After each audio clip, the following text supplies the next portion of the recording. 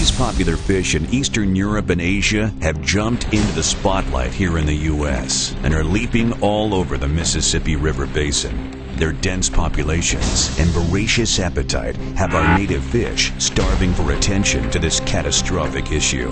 The Asian carp is just one more enemy in this daily battle with the silent invaders.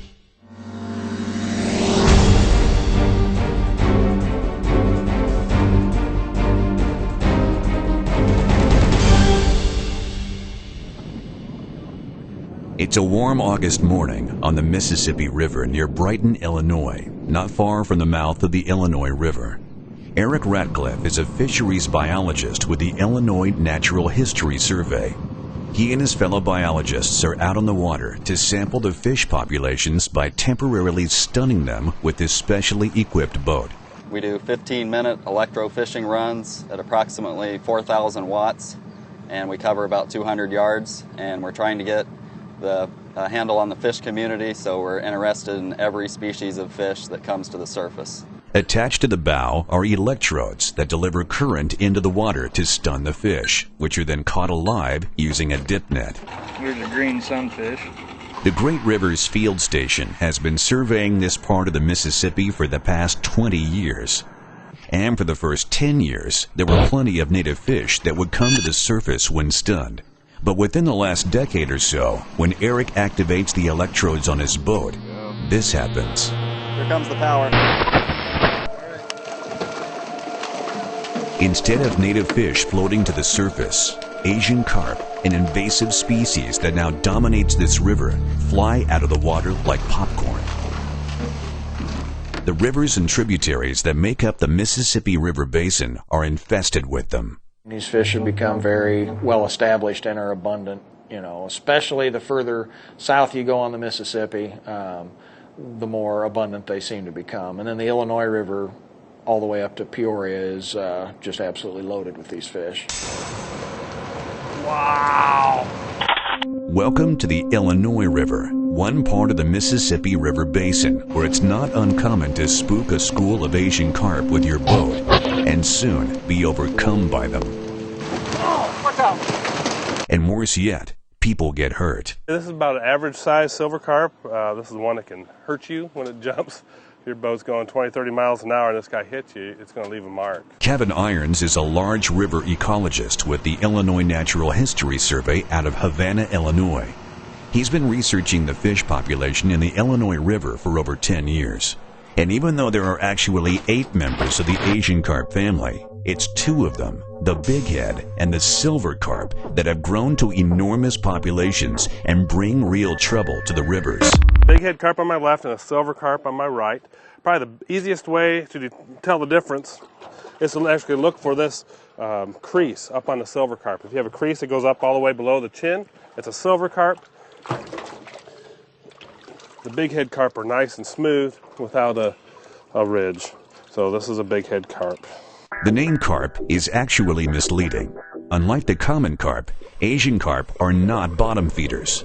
They voraciously eat the same nutritious plankton that the native fish need to survive. Plus, they grow quickly and to huge sizes, 20, 40, even 80 pounds. The females can lay 2 million eggs a year, and they multiply like rabbits. According to Kevin Irons, the Havana Field Station saw its first bighead carp in 1991, and it was the dominant breed in the river until about 2003. Since then, the silver carp, which is the jumping fish, has forced the bighead aside and taken over its territory.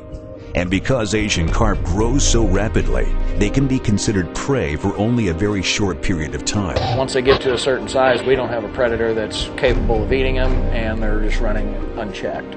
The fear now is that Asian carp are headed to the Great Lakes, and the quest is on to stop them. Along this canal is a multi-million-dollar mechanism designed to do just that. To look at the river, you wouldn't even notice that there's something here until you read the signs.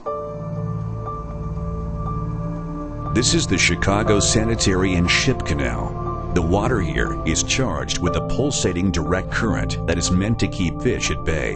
The electrical pulses come out of the building and go to steel bars that lie on the bottom of the canal. This is an example. They're 5-inch by 5-inch solid steel billets.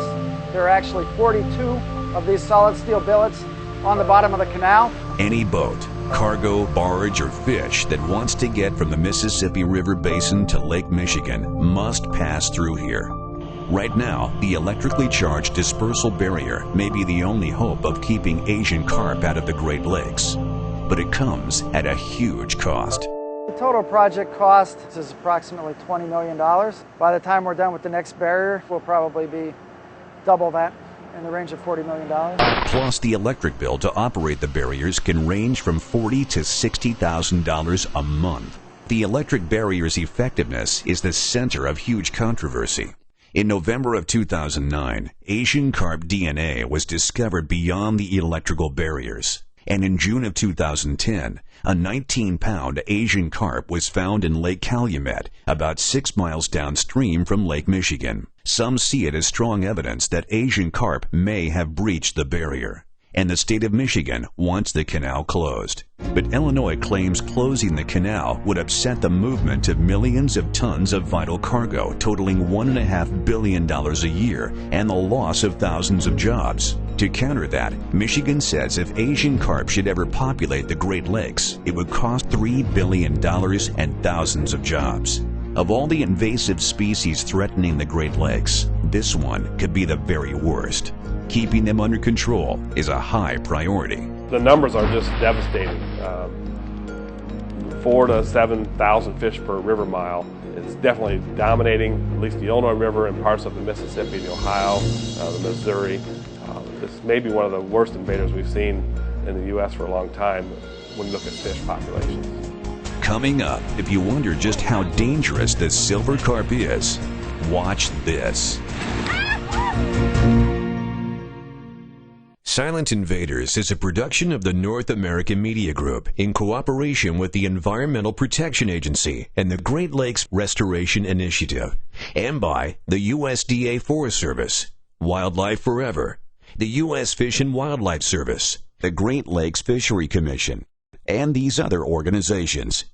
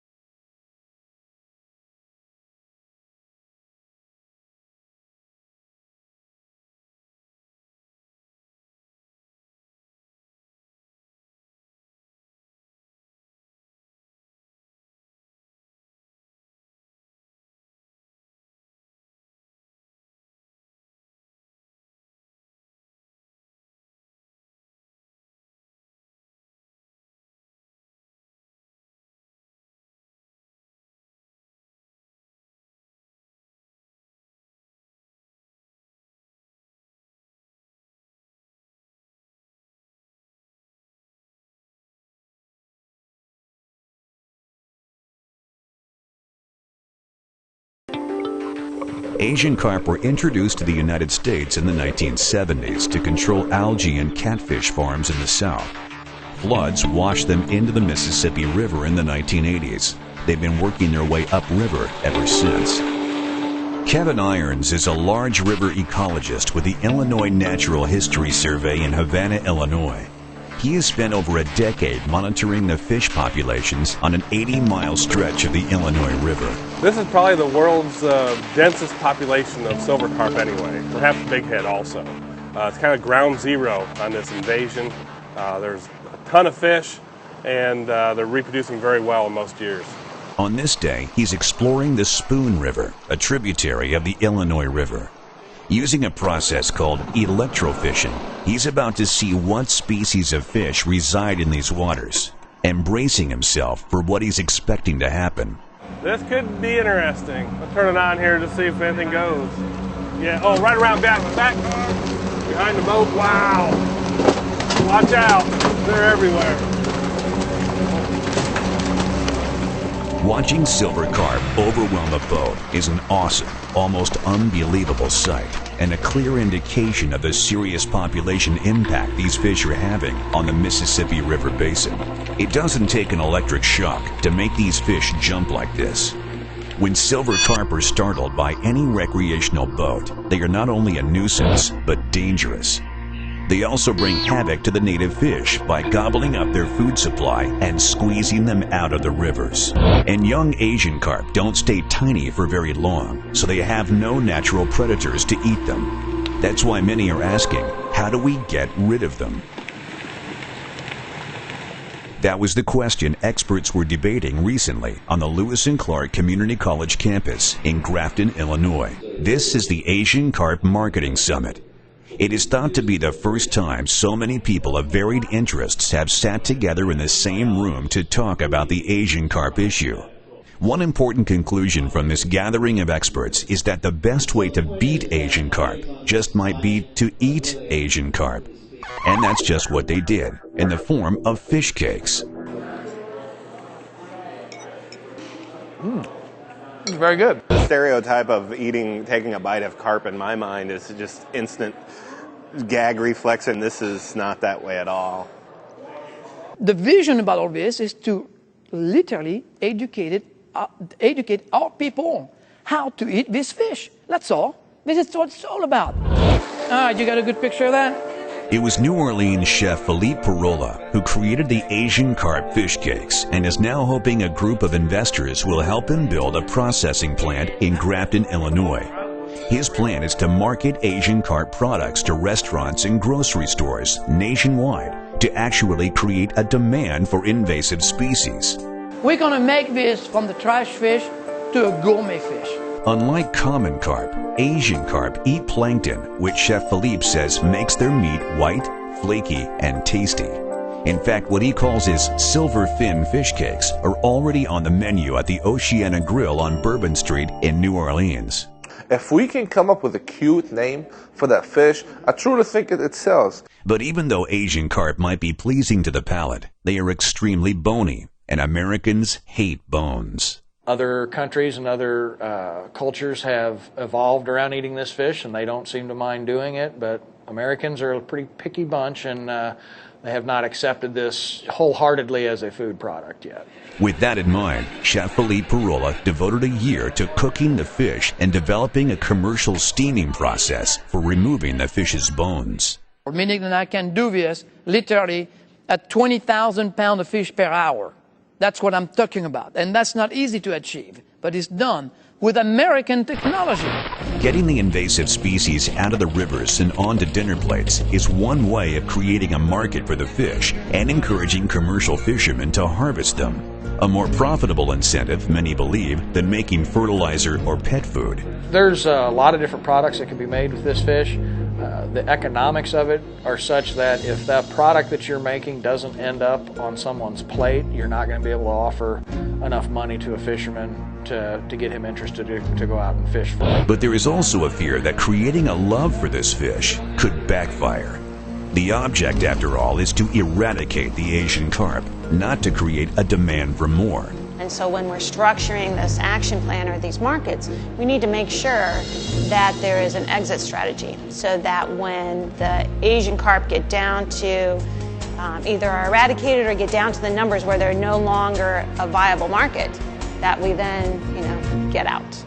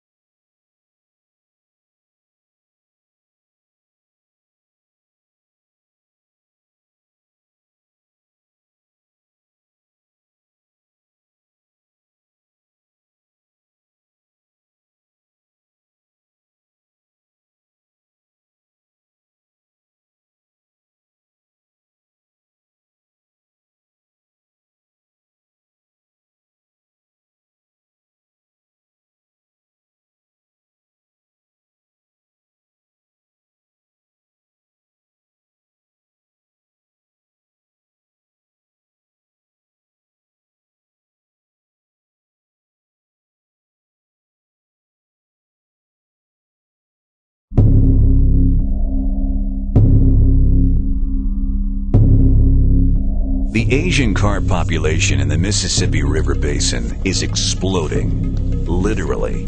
We're very concerned about the Illinois River because it's directly connected to the Great Lakes. There is no natural predator for this invasive species, except humans.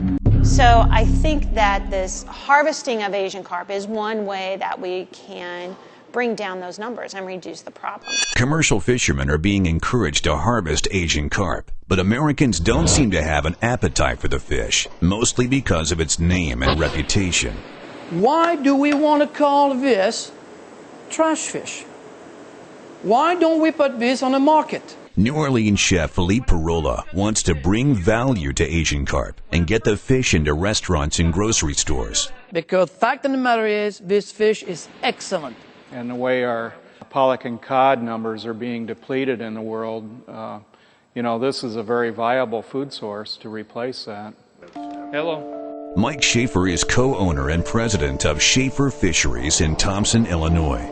I testified at the Senate Hearing Committee in Chicago, and much to their amaze, they didn't even realize there was any use for this fish. Common consensus on that was that it was strictly a garbage fish, had no marketing value or anything. Americans might view the Asian carp as garbage, but Schaefer Fisheries sells this invasive species as protein-rich food to markets all over the world. In places like Asia, the Middle East, and Europe, an appetite for the fish already exists. After we run it through our deboning machine, it comes out like a hamburger. It can be substituted for beef or any kind of ground meat protein. Schaefer Fisheries was started by Mike Schaefer's father back in 1955 as a mom-and-pop business supplying fish to restaurants and supper clubs. A retail store still exists in Fulton, Illinois, where one of their most popular items is smoked common carp. I didn't realize there was such a high market for carp until I started working here. Mainly what we do in this plant is just the underutilized species, the carp, the Asian carp, the white carp, the grass carp, just on and on and on. They took a hard look at the Asian carp when it first started appearing in Illinois rivers back in the 90s and realized it had great revenue potential. So in 2002, Mike Schaefer built a new processing plant in Thompson. He expects his family-owned company will double in size in the next 2 years thanks to the Asian carp. Our production last year was 12 million pounds. This year we hope to go at least over 20 million. And nothing goes to waste here. The parts of the fish that aren't used for food end up as liquid fertilizer. If Mike Schaefer's estimates are correct, 30 to 60 million pounds could be harvested from the rivers in the next few years. The irony is, at some point, the supply of Asian carp may not be able to meet demand, and we could be faced with a whole new dilemma. And the problem is when we build these markets, our customers expect to have continuity of supply. The worst thing we can do is build a market and then not be able to supply it. Coming up, we'll see some creative ways to rid the rivers of this pesky and dangerous fish.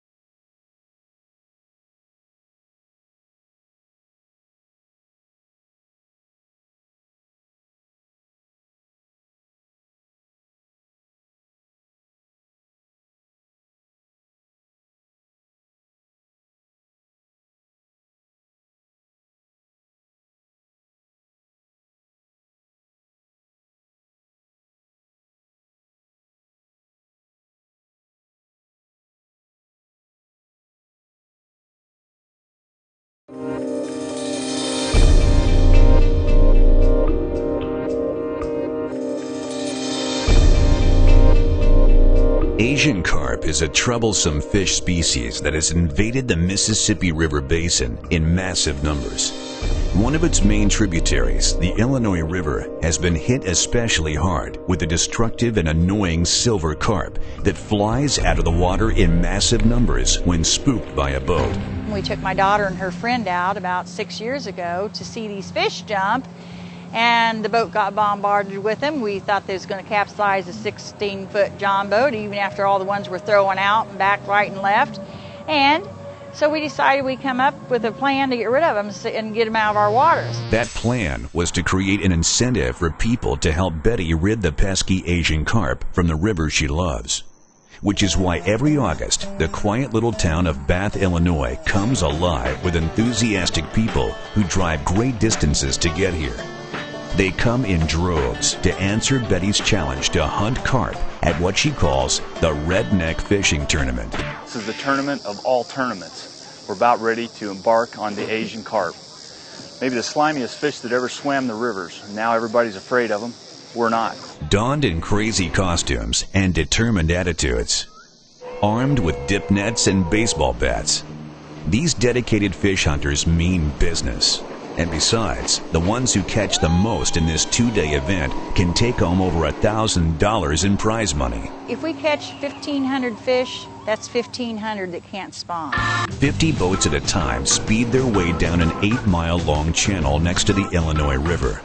And what begins as organized chaos often turns into team strategy, with a lead boat to spook the fish and a second boat to capture the prey.